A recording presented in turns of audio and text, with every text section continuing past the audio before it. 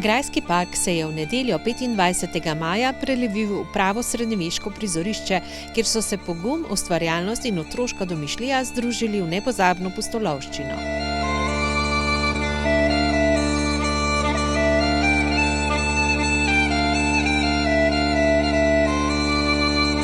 Kot uvod v srednjeveške dneve je Zavod za kulturo Bled pripravil celodnevni družinski dogodek, ki je privabil obiskovalce iz vse Slovenije in tudi tujine. Beremo po celi ljubi dan, beremo po celi ljubi dan, pa vesimo po celi ljubi dan, pa vesimo po celi ljubi dan. Od lokostrelstva do prepoznavanja starodavnih glasbil. Vsak obiskovalec je našel izziv zase, najboljši trije pa so osvojili tudi nagrade. Lokostrelstvo. Zakaj pa? Ker ga že znam, pa moja ata tudi strela.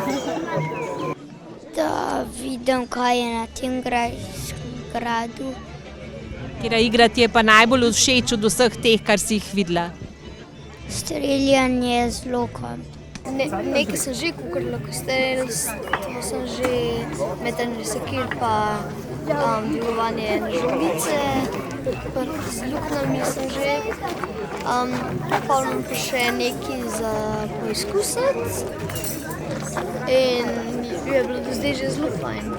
Otroci so na vsaki postaji zbirali točke, se učili srednjeveških veščin in, kar je najlepše, zabavali so se skupaj s starši. Prišli smo predvsem zaradi sina, ker tamle se navdušuje nad temi srednjeveškimi zadevami. Tako da je zelo lušten event, no, vse skupaj. Veliko enega dogajanja, tako da všeč nam je zaenkrat.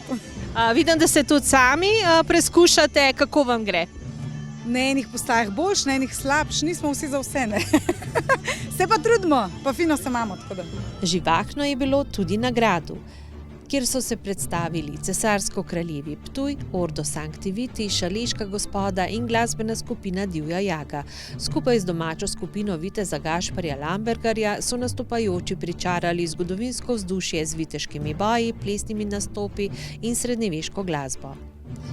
Dodelane nastope zaokroži prava obleka.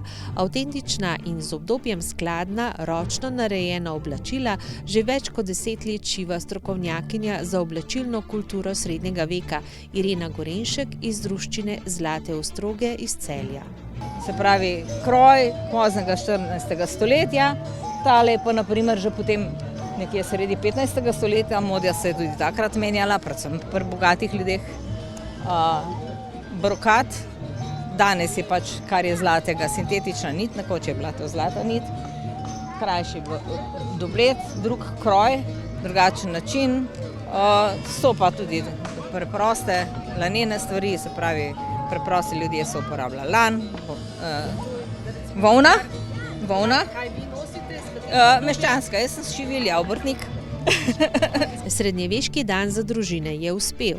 Tabor z vitezi in njihovimi damami pa bo v Grajskem parku mogoče vse do konca tedna obiskati vsak dan od 10. do 18. ure. V soboto in nedeljo pa v Zavodu za kulturo Bled vabijo na vrhunec srednjeveškega dogajanja. Čakamo vas že na 17. srednjeveških dnevih. Lepo vabljeni prihodnji konec tedna 31. maja in 1. junija na vrhunec dogajanja. Dobrodošli na Blejskem gradu.